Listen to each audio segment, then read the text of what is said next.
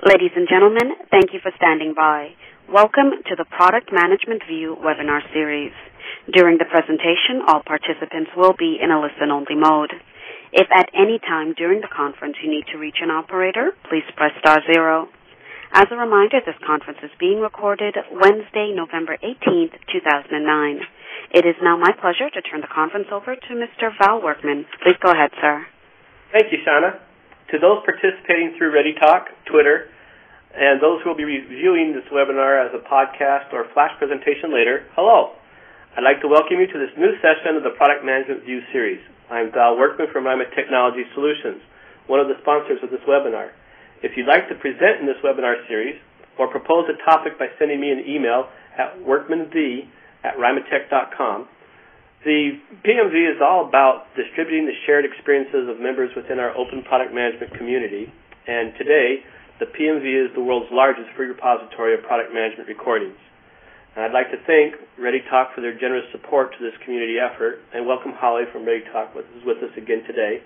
All the support that she gives us in these efforts. I'm sure she'd love any feedback that you might provide for her. I'll be your moderator today, and it's my pleasure to welcome Susan Bari from the Leader to Leader Institute, who will be presenting the third webinar in our CXO series. This is a webinar where the C-level perspective is presenting concerning issues and objectives of product marketing and management. This webinar is titled Reexamining Customer Values. And Susan, many of our community aren't really familiar with what Leader to Leader Institute is. Could you take a few minutes and explain to us what it is, where it came from, a little bit of background about it? Thanks, Val. I'd be happy to do that, and I want to start by thanking my Twitter pal, Val, for whom we follow one another on Twitter, so that's how this all happened, for the opportunity to present this webinar and to make your many participants a little bit more familiar with the work of Leader to Leader Institute. We are an organization that in 2010 will celebrate our 20th anniversary.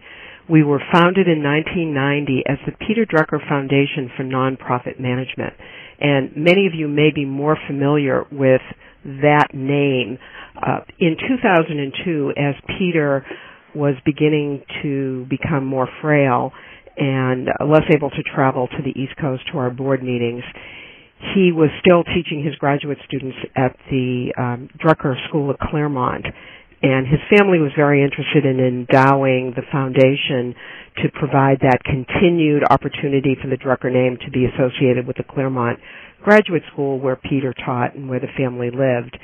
And as a result, Francis Hesselbein, who was our founding president and was becoming the chairman of the board with Peter's sort of retirement from more active involvement in the organization, decided that in conjunction with the board and deliberations with our board, that we would take the name of our journal, the Leader to Leader Journal, and become the Leader to Leader Institute.